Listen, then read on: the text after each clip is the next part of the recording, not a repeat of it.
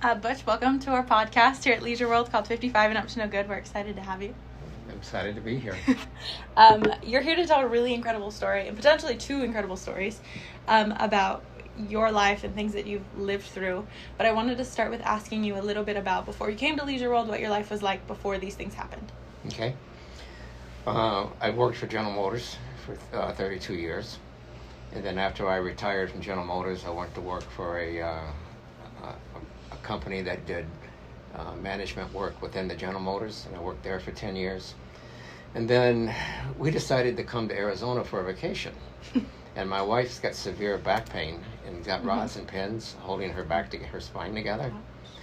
And when we crossed the New Mexico border, her pain level started decreasing. And we were kind of amazed. And by the time we hit Scottsdale, where we were staying, we rented a condo there for a week. And during that week, we just experienced tremendous pain relief because of the dryness of the desert. Because we lived in Michigan, where it was just cold and wet. And if it wasn't snowing, it was still raining and a lot of humidity, and that affected the bones of her spine. So we said, this is amazing. So we went home. And when we crossed the New Mexico border to go home, her pain started to increase little by little. And so the following year, we said, we got to go back to Arizona. Only went for 2 weeks, and the same thing happened. And the following year, we came back for again in August to see if we could handle the heat. And we could, and we ended up selling and moving to Arizona, and we arrived in 2010. Oh, so you've been here for a little bit. We've been here for a little bit in October, and it was really funny. The day we arrived, there was a monsoon. We checked into the condo and went on the back porch because it was raining. And I put my hand out into the rain, and it was hot rain, and it was hailing. So there was hail coming down in hot rain, and I thought, what did we get ourselves into? But we ended up moving to Arizona, and we lived in several different places because we didn't know where we wanted to live. We started in Dobson Ranch, then we moved to Glendale, and then to Queen Creek, and then we heard about Leisure World, and we came here, and we've been here for about 6-7 years now. I took a job in security, and I worked in security for about 6 years, and then when the cancer hit, I thought, it's time to quit. So slow down. So that's kind of like our backstory and how we got here, and my 2 youngest sons had jobs where they could live anywhere, and they said, you're not going to Arizona without us. So me and my wife and my 2 sons and my son's wife and my mother, Beverly Hills type thing, our what do you call that show, Beverly Hillbillies? Yeah, we all came west together. That's cute. And we rented a 5,500 square foot home, and we all lived under one roof. It was 5 bedrooms and a swimming pool on the river. It was beautiful. We've been here ever since. Well, sounds like you're happy. Yeah, we love Arizona. The sun isn't good for cancer patients. So I'm struggling with that. I'm sure. I got these. The spot. Yeah. So I'm supposed to wear long sleeve shirts and keep my legs covered, and that's hard to do in June, July, and August. Yes, very hard to do. Yeah, especially this week. So that's how we got here, and we've been here ever since. Wow, I've never heard of back pain or bone pain getting better moving here, but it does make a lot of sense that humidity and the constant pressure just alleviates. It's the humidity, and the dryness, because humidity directly affects bones, not muscles, but bones. And she has rods and pins holding her spine together. And so any fluctuation of all of that, I can't imagine. In Michigan, she was living on a mattress in the family room. That's so... And on the floor, she could hardly move. She had to be helped.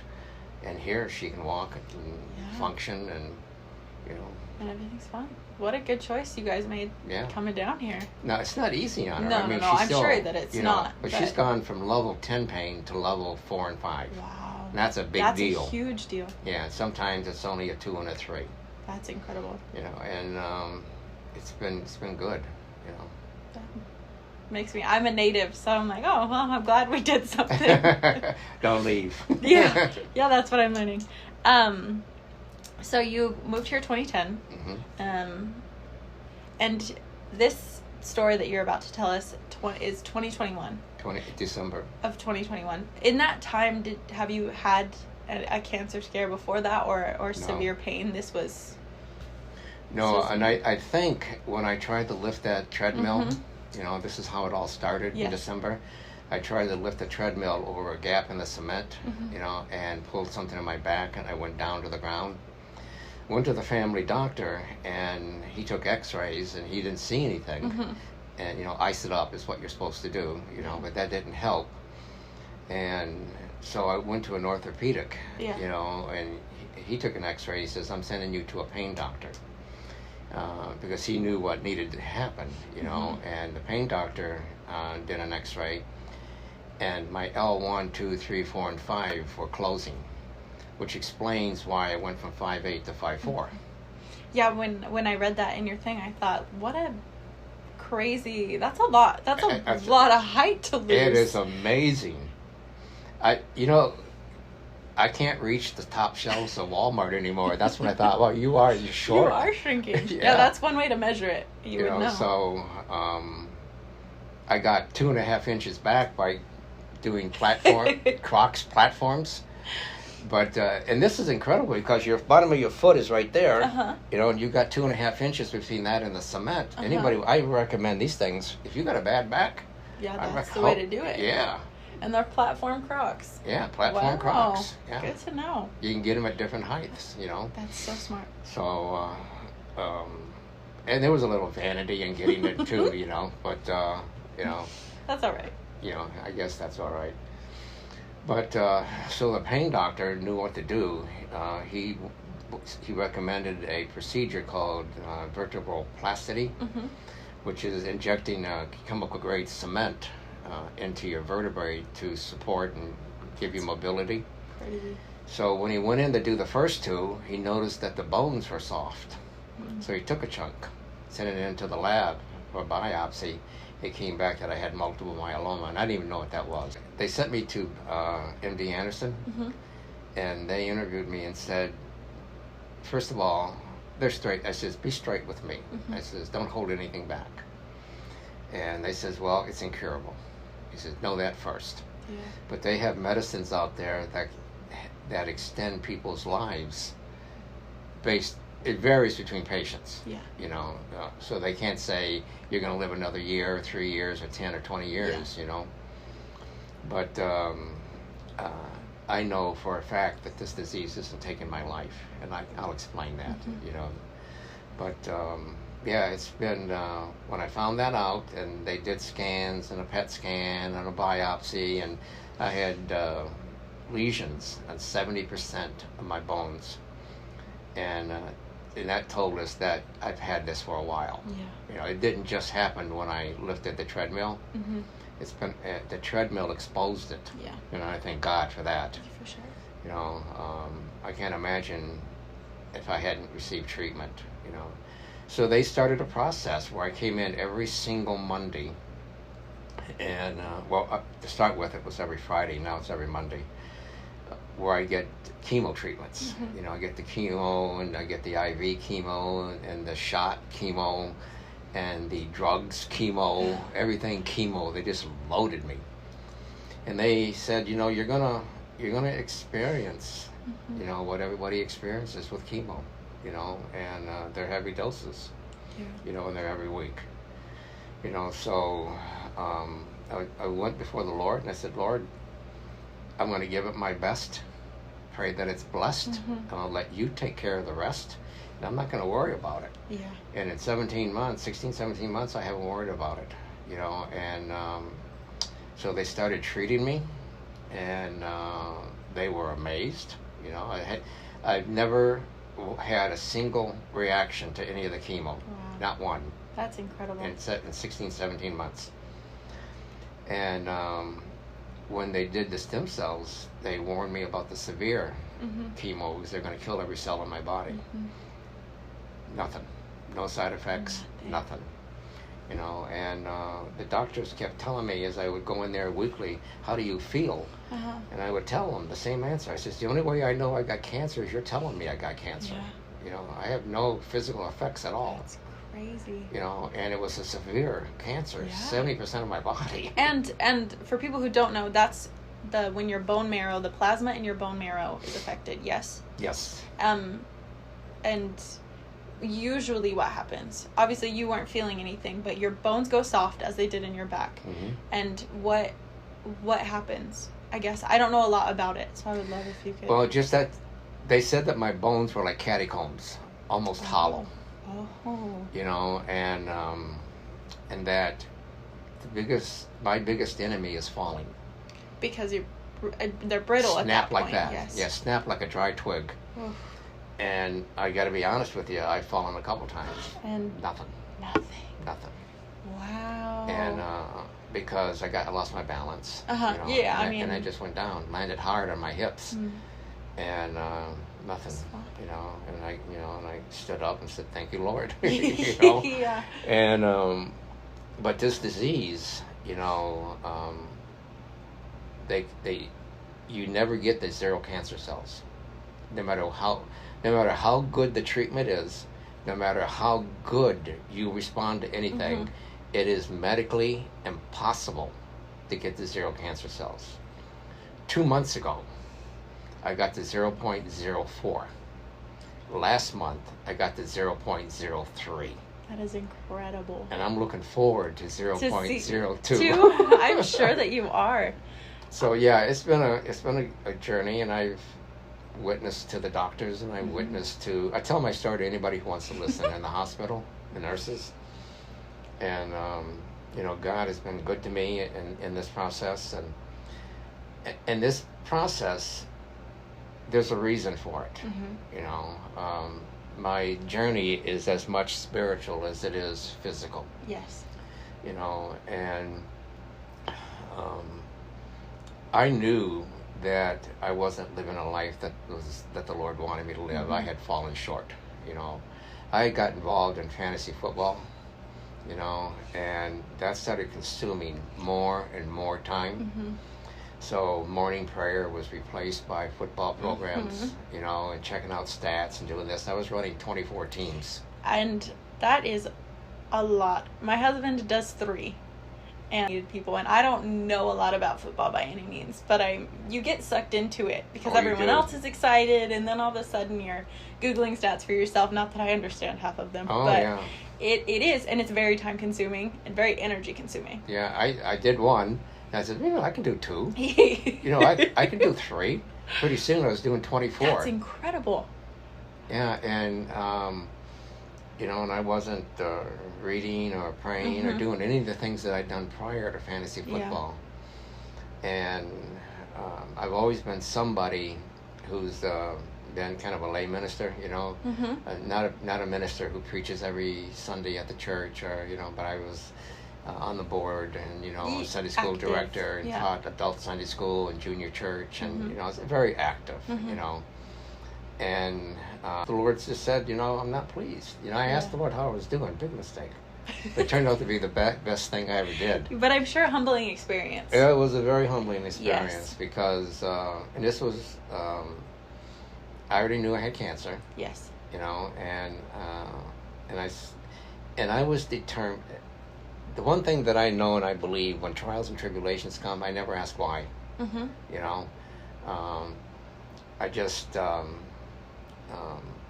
know, James says, treat them as, you know, be joyful and treat them as joy, because they come to do a good work in your life. Yeah. You know, let it do it. Let it do it. You know, and so I said, Lord, what do I need to do? He says, well, I'm not pleased with you. And I thought, you know, why? And he said, fantasy football. He says, that has replaced our relationship. Yeah. You know, when you're done with fantasy football, if you feel like it, you check in with me. You know. Yeah, your priorities had shifted. It has. Yes. You know, and I said, well, what do I need to do to get out to correct that? Yeah. And, you know, and just within my spirit, I just heard, get out of fantasy football and stay out, and renew your relationship with me. Yeah. And I got out of all my teams that very hour. Wow. I was running championship teams. I'm sure that you were. You know, the year that I got out last year, I was in 5 teams, won 3 championships. That's how active I was. Yeah, you were good at it. So got out of fantasy football that very same hour, and it was almost like there was non-existent communication to where this door opened, and I started hearing from him again, and by that, I don't know if all your audience will understand what I mean. God talks to you, but for a born again believer who has the Holy Spirit living within him, there's communication. Yes. Between God and when you hear something, when God is talking to you, it's just different. It's not your normal thoughts. Yeah. And you have to determine, because the devil's out there speaking too. Yes. Yeah. And then there's your own thoughts. And then there's God's thoughts, and you have to determine which of the 3 you're listening to. Yeah, what you're deciphering, who it is. Yes. So that became strong. Discernment. My discernment increased. Yeah. And the Lord said, "Get out of fantasy football," and I did, and things started changing, and I do an online Bible study, with old friends from the,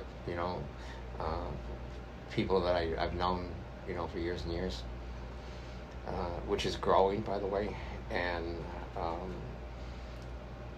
told them the story, and it's just been good, and the Lord's been good, and that's why repenting and reconnecting with God is why my reward, chemo, no side effects.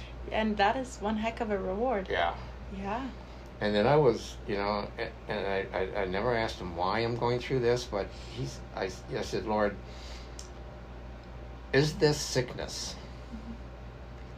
or is this an attack of the enemy? Is this real?" Yeah. Because I'm not going through anything. Yeah. The doctors say you got cancer. I said, "Is this thing real, or is this a counterfeit spirit or something, or whatnot?" And he gave me John 11:4, and basically that says, this sickness. So I knew then that it was a sickness, not a demonic attack. It's not unto death, but that God would be glorified through His Son Jesus Christ in it. And I pray that this podcast is part of that system, and that you are part of that system. Sure. It's an incredible, touching story for sure. And anyone who's been close to anyone who's had to deal with cancer knows, even if you only said, I was praying and active and my chemo went smoothly, is an incredible statement itself. Yeah. Even take away your incredible numbers, which is a whole other miracle. Each piece of your story is a miracle, and there's so many stacked on top of each other that it's hard not to feel something when you're telling it. Especially, like I said, if you know that process, you know what that's like. Amen for people. to that. And every time I would go in for chemo, I had to do blood work. And my blood work was textbook. It was like right where it's supposed to be. Where it needed and so after chemo, you're supposed to stay an hour, and the doctor says, "Let him go. Yeah. He's not experiencing nothing. He's about just give him do the chemo, give him a shot, send him on his way." Yeah. And so that was, my chemo treatments were 2 hours instead of 4 or 5. Yeah. You mentioned born again Christian, and that means different things to different people. I'm just curious, why you describe yourself that way. I was not always a Christian. We all start somewhere. Yes. So I spent 6 years in the military prior to becoming a Christian, and I was basically, all I did was drink and play cards. Yes. And I wasn't a very good person. I was self-centered. I only thought about me. And I got out of the military, and I was still drinking. And I got rehired with General Motors. I worked there for 90 days prior to going in the military, and Nixon had a hire the returning vet program going on. So they rehired me. Yeah. You know, and I knew that a guy by the name of Rick Richmond was working here because we came to work. You know, he's the one that got me the job in the first place. Neighborhood friend, grew up with him. And he was the kind of kid that your parents didn't want you to hang around with. Okay? Okay. And so I kept asking, does anybody know Rick Richmond? Where's Rick Richmond? And nobody knew. Then finally one day, I saw him. And I said, that's Rick Richmond. And the guy that I was talking to, he says, oh, well, you should have asked for the preacher. That's what we call him. And we don't know Rick Richmond, we know the preacher. The preacher. You know, and I went over and talked to Rick, and he was surprised to see me, and we hugged, and we caught up, and we started going to work together, because I would have to pass his house to get to work, so I would pick him up. And he never once talked to me about going to his church. Bless you. Oh, thank you. He just would tell me what the Lord was doing in his life, and I knew it was true because I knew him before. Yeah, you'd seen it happen. Yeah, you saw the difference. And what a radical change, you know. So he just kept telling me about what the Lord has done for him and blah blah blah. Never asked me to go to his church, you know. Just didn't want to turn me off or anything. And he gave me. He told me a little bit about Bible prophecy and things that were coming our way, you know, the end times and stuff. And he gave me this book to read called The Late Great Planet Earth by Hal Lindsey. And I read this book. And one time I was through reading this book, I thought the end of the world was Tuesday. I understand what that means, yes. Yeah, so, and at the end it said, do you want to accept Jesus as your Lord and Savior? And I remember going home. Well, I was at home when I finished reading it. But I went up to the bedroom, got on my knees, and said, Lord, I said, God, I don't know if you're real. I don't know if there's anything hearing me right now, you know. And I had a Bible and that he gave me, and he said, and I says, I don't know if this Bible's the truth. I don't know if it's real or man's imagination. You know, I don't know nothing. Yeah. But I said, if you are real, and if you are listening to me, and if this book is real, I'll do whatever it says. Yeah. Whatever I understand it to mean. Exactly. Yeah. And I says, I repented of my sins, asked the Lord to come into my life, because that's what Rick had told me that you needed to do. You know, so I trusted that process. It seemed pretty simple to me. Yeah. For, you know, and within 90 days, my life had so radically changed. You know, even the people at work would say, what happened to you? You know, and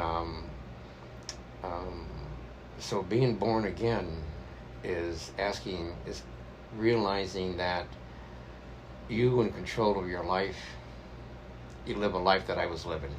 Yeah. You know, and it wasn't good. You know, and I had a wife and a child, and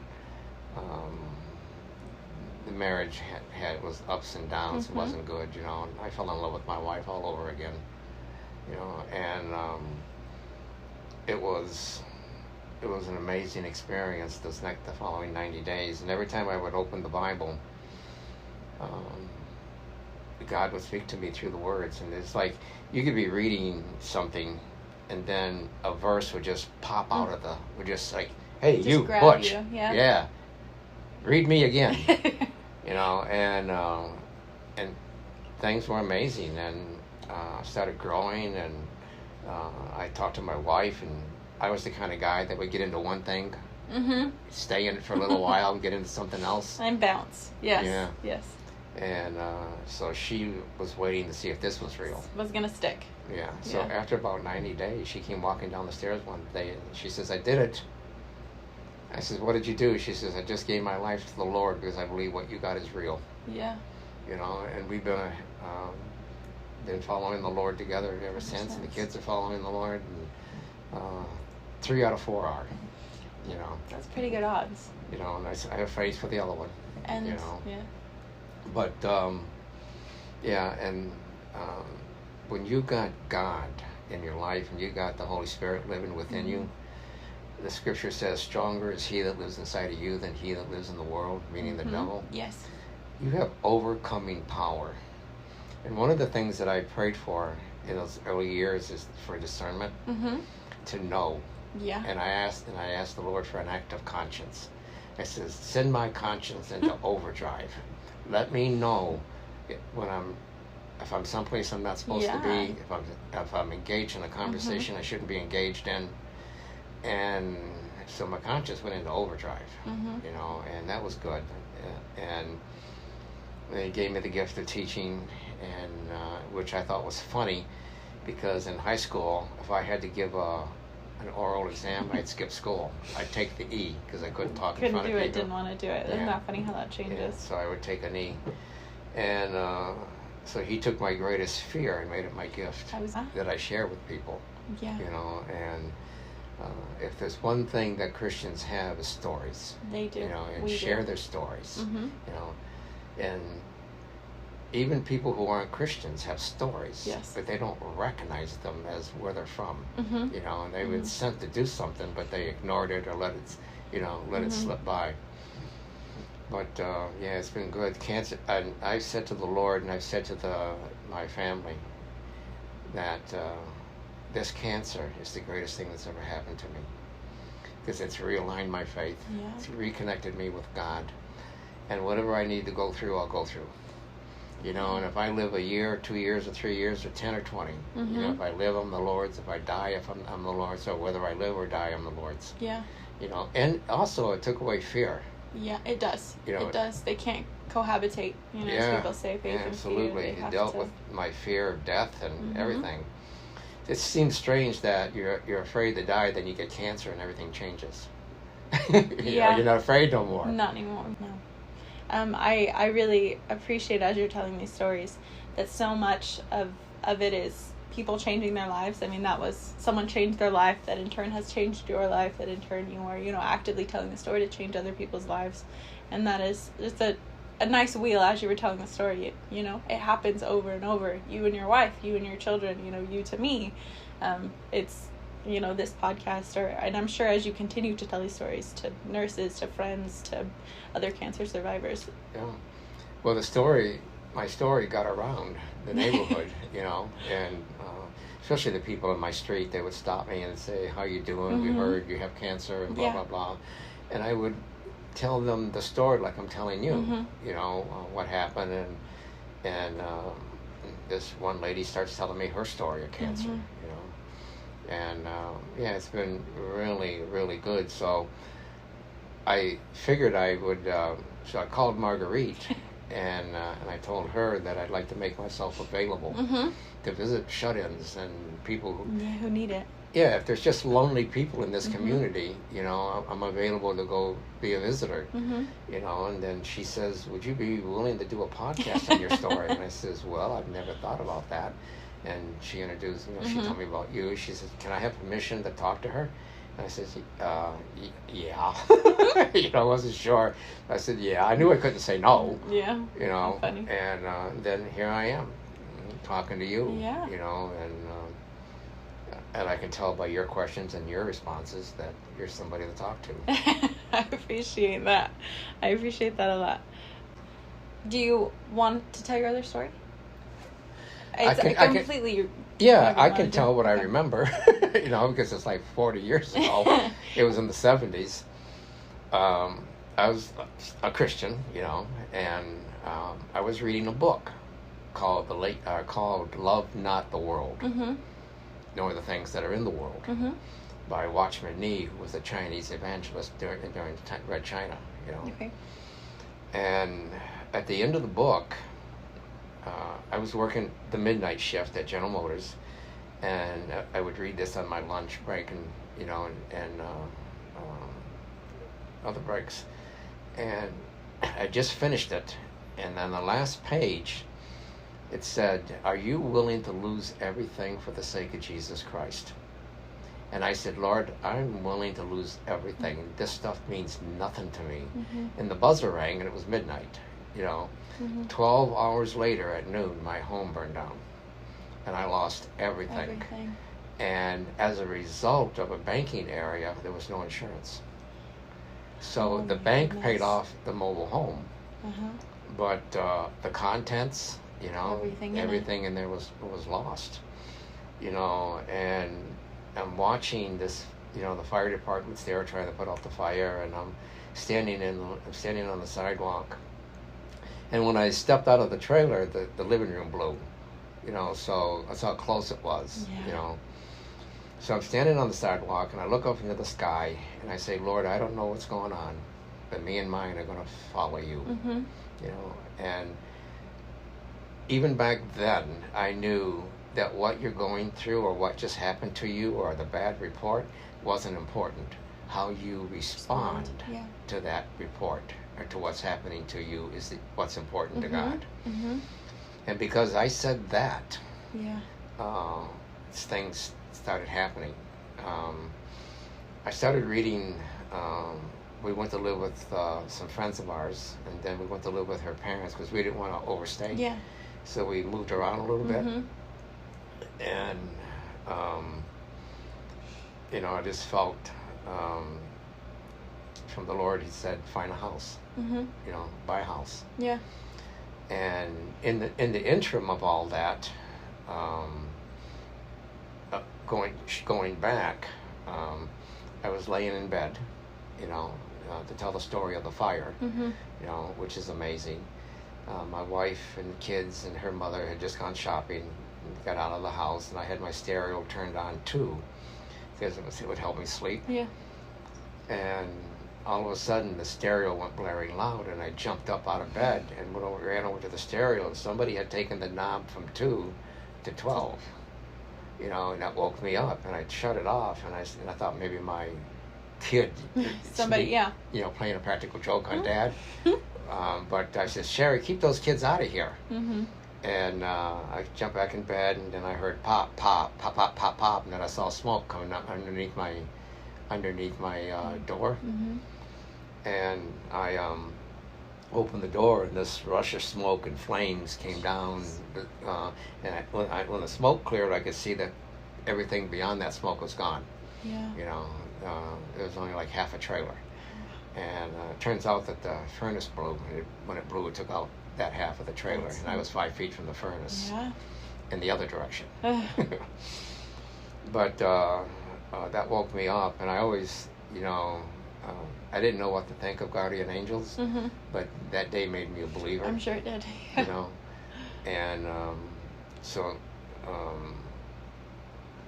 as we were staying with different friends, people would hear about what happened to us, strangers. Yeah.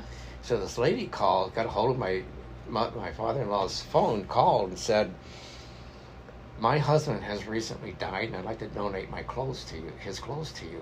I said, but I don't know if they'll fit. She says, he was 5'8". I says, I'm 5'8". She says, he was 165 pounds. I said, I'm 165 pounds. And she said, so she says, I got it all boxed up. Can I bring it to you? And I ended up, he was a manager at Ford Motor Company. He had a lot better clothes than me. I ended up with more clothes, better quality, and suits that I didn't even own a suit. That's too funny. And stuff like that would happen. This lady got in touch with us. She says, will you come to my house? I've taken up a collection for you. She lived in Ypsilanti, in another city, and then I went back to work after a certain amount of time, and they had taken up collections at work, and money was flowing in, and the Lord said, buy a house, and it was Christmas time, and this one brother went up to a church that he was visiting, and we couldn't buy toys or anything for the kids or even for us, We were living in other people's homes. Yeah. So he told them they were asking for prayer requests. So he told them my story and asked for prayer requests, and they not only did prayer requests, they took up a collection for me. This one person went out and got a tree and all the decorations. So they sent him home with money, a Christmas tree, and decorations for the tree.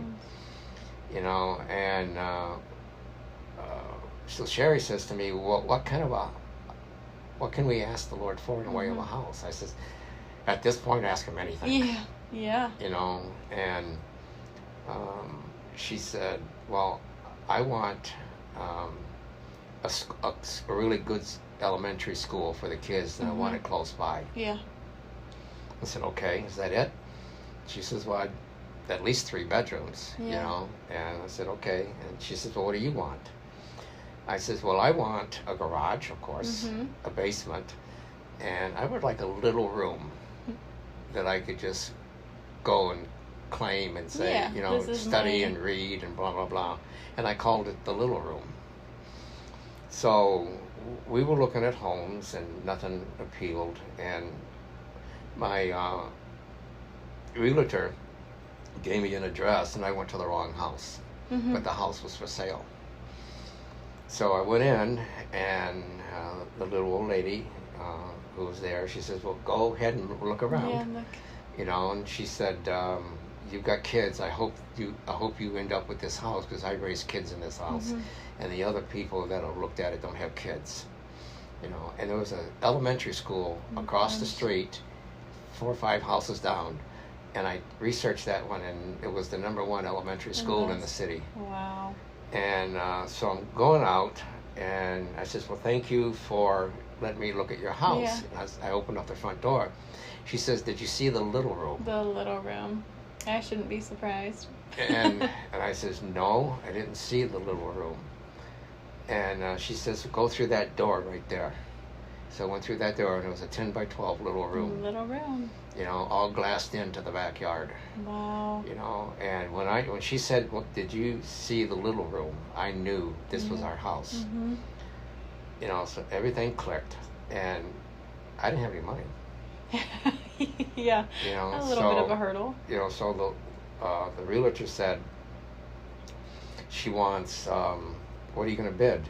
I says, I don't know. Can you tell me? He says, I can't. He says, but I can tell you there's 3 or 4 other bidders. And I went home and I says, Lord, what do you want me to bid? And he said, when advice is offered to you, take it. So I said. Oh, wow. So I'm sitting in the office, and I'm supposed to give my bid with no money, nothing. And I asked the person who was representing the lady, I says, can you tell me what the bid? He says, we cannot give advice. And because there's other people bidding. Yeah. And I said, okay. And then a door opens, and a lady walks into the door, and she's walking across the room. And I don't even know if this guy sees her or not, you know, but she stops. And she says, young man, can I give you some advice? And I said, yes, you can. She says, I want you to bid $72,000 even. This is back when homes were, you could buy a home for $70,000. Yeah. And I says, thank you. She finished, she went out the other door. He never mentioned the woman. Never, nothing. You know, and never said that you can't listen to that or blah, blah, blah. Or He never even stated that there was a woman in the room. Or acknowledged nothing. Nah, he just continued. He said, well, what do you want to do? I said, $72,000. He took the bid. I won the bid. I had to come up with $3,200. Didn't have it. Yeah. You know, and so I called my dad, and I said, Dad, I need $3,200. He says, so what he did is he had 6 acres and a house in Tennessee, so he put a little lien on it and got $3,200. And I says, Lord, I will only accept this $3,200 if you'll pay my dad back right away. Right. Immediately in one lump sum. Yeah. And the Lord says, take the money. So I took the money, gave it to this guy as a down payment. We got the house. Yeah. When income tax came, because I had lost more than I owned in the fire, more than I made, my income tax return was exactly $3,200. So I cashed that check, wrote a check, sent that check to my dad, you know, and we moved in a house that didn't have any furniture. and all we had was what accumulated from people giving us stuff, clothes, and no Things, furniture. Yeah. Friends gave us a mattress. We threw a mattress down on the floor and got the kids some beds. And started our lives over. And during that time, from the time of the fire to the time of moving in, I was reading the book. There's a lot of things that happened, in between, but I was reading the book of Proverbs, and the Lord would tell me Monday what was going to happen Tuesday, and He would tell me Wednesday what was going to happen Thursday. And I was reading that when He says, when someone offers you advice, take it. And then the lady shows up. And we stayed in that house for a long time. Kids grew up in that house. And it was only about 10 miles from the church I was going to. It was an inner city Detroit church. And we were doing street ministries and passing out tracts and witnessing the people on streets in the inner city of Detroit, which was dangerous in itself. But it was a great ministry and it was a great church, Messiah Church, and it was on the boulevard in Detroit. But it was an exciting time, and then there's, when tragedy strikes and you respond in a godly manner, in a manner that God approves of, it's different than, God, why did you cause this to happen to me? Why is this going on? That's a different road. It is. That is a different road. And so I would suggest to your audience, please, that when tragedy strikes or trials and tribulations come your way, remember that it's not what you're going through that's important, but how you respond to what you're going through that's important. Because that will set you on a road that's much different than bitterness and anger and resentment. Trust God. Follow His leading. Amen. Yeah. Amen. I don't think I have anything to add to that. I appreciated you coming in, and when you sent me the email and I read it, I was excited about doing this. And everyone else that, my boss, everyone I ran into was really excited about doing this. So I hope it resonated with me. I hope that at least somebody else heard this and felt the way that I did this. That is my prayer too. Yeah. That somehow the Lord will be lifted up with this podcast. Well, I'm sure that it will. I'm sure. I have no doubt that it will, I should say. Thank you for coming. Thank you for sharing. You're welcome.